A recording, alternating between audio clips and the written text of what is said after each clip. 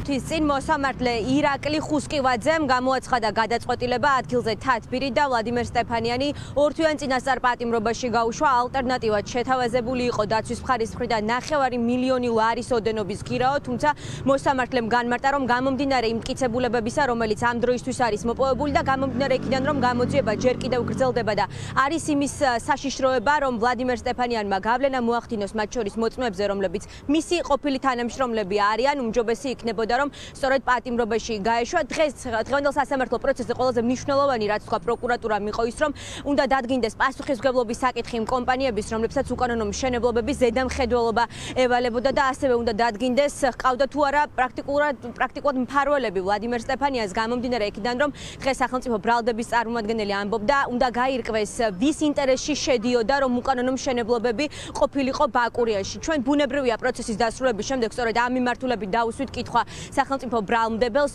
დავუსვით კითხვა იმ ექს-მაღალჩინოსნებზე, რომლებიც ვლადიმერ სტეფანიანს მადლობებს უხდიდნენ მშენებლობების გამო, რომელიც ბაკურიაში მიმდინარეობდა და პრაქტიკულად ზედამხედველობას ისინი ახორციელებდნენ. ამ ყველაფერზე ჰქონდათ ინფორმაცია სამომავლოდ დაგეგმილ მშენებლობებზეც და პროკურორმა გითხრა, რომ არც ერთი პასუხგაუცემელი კითხვა არ დარჩება, კონკრეტულ სახელებს და გვარებს ის ამ შემთხვევაში ვერ დაასახელებს, თუმცა თქვა, რომ ეტაპობრივად გამოძიება ჯერ 5 დღის დაწყებულია და ყველა აღნიშნულ კითხვას, რომელიც სტეფანიანის საქმის ფარგლებში გაჩნდა, პასუხი აუცილებლად გაეცემა. ვლადიმერ სტეფანიანი ადასტურებს, რომ შესაბამისი სამსახურების მიერ გაცემული სანებართო პირობების უხეში დარღვევით ხორციელდებოდა სასტუმროს ტიპის საცხოვრებელი კორპუსების მშენებლობა და ამის მიზანი იყო, რომ მიიღო მეტი შემოსავალი. დღეს მდგომარეობით მხოლოდ ერთი კორპუსიდან მიღებული შემოსავალი და ასე ვთქვათ, მიღებული ლეგალიზებული თანხების ოდენობა აღემატება 1.890.000 ლარს. უკანონო შემოსავლის მიღება ხორციელდებოდა სისტემატურად და ჯამში შესაბამისი სანებართო პირობების დარღვევით აშენებულია 5 კორპუსი. თქვენ აღნიშნეთ, რომ უნდა დადგინდეს, ხომ არ ჰქონდა ვინმეს ინტერესი, რომ კანონდარღვევით განხორციელებულიყო მშენებლობები ბაკურიაში. ვისზე მიანიშნებთ? არიან ესენი ყოფილი მაღალჩინოსნები, მათ შორის მთავრობის ის წევრები, რომლებიც ჩადიოდნენ ბაკურიაში და ათვალიერებდნენ ამ მშენებლობებს, მადლობებს უხდიდნენ, მათ შორის ახლა ბრალდებულს.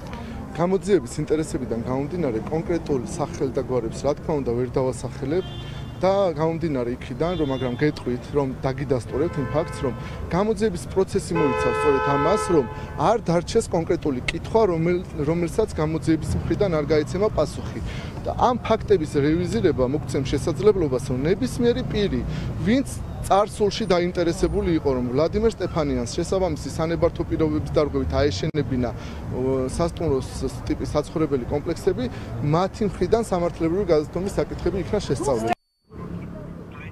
გამოძიებას დადგენილი აქვს ჯერჯერობით მხოლოდ ერთი კორპუსის კანონდარღვევით აშენების შესახებ ცნობები. კონკრეტულად, როგორც დღეს პროკურორმა განმარტა, არსებობდა ნებართვა, რომ მიწის ზედა 3 სართული უნდა ჰქონოდა ვლადიმერ სტეფანიანის კომპანიის მიერ აშენებულ ერთ კონკრეტულ კომპლექსს, რომლებიც შემდგომში უკვე გასხვის და გაიყიდა, თუმცა მან ორჯერ მეტი სართული ააშენა მიწის ზედა და ასეთივე ტიპის მიდგომა გამოიყენა კიდევ 4 სასტუმროსთან მიმართებაში. პრაქტიკულად პროკურორმა დღეს თქვა, რომ ვლადიმერ სტეფანიანი აღიარებს წარდგენილ ბრალდებას, თუმცა ოფიციალური პოზიცია დღეს სტეფანიანს განსაჯელის კამიდანაც კი არ დაუფიქსირებია, მას დუმილი არ დაურღვევია და არ უთქვამს, რომ წარდგენილ ბრალდებაში თავს დაამნაშავეცნობს. დანაშაულის დამტკიცების შემთხვევაში ქართული ოცნების მეგობარ და შემწირულ ბიზნესმენს 12 წლიანი პატიმრობა ემუქრება.